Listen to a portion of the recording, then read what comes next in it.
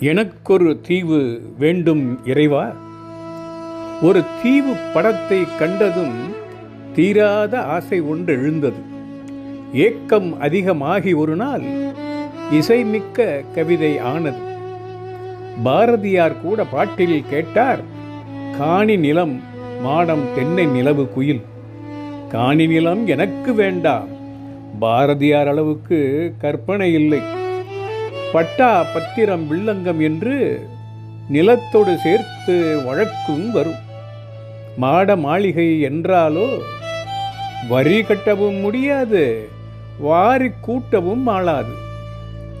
தென்னந்தோப்பு என்றாலோ தோப்பு துறவு அனுபவம் இல்லை. அதனால்தான் கேட்கிறேன் இறைவா, ஆசிரமம் வேண்டாம், ஆட்கள் வேண்டாம், கூட்டம் வேண்டாம், கூத்தும் வேண்டாம். நித்திய ஆனந்தம் பேசாமல் நித்திய அமைதி மட்டும் வேண்டும் எனக்கு. யார் கண்ணிலும் படாத ஆழ்கடல் நடுவே சின்னதாக ஒரு தீவே போதும். எனக்கொரு தீவு வேண்டும் இறைவா. எங்கும் பொங்கும் அமைதி வேண்டும். அலைகள் தாளம் போடும் கரையில் ஆளும் கவிஞன் ஆக வேண்டும்.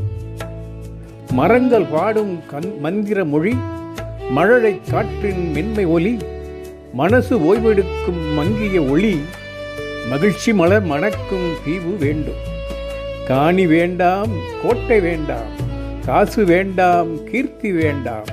பசி வந்தால் பழம் கிடைத்தால் பார்வை நிறையும் வானம் போதும்.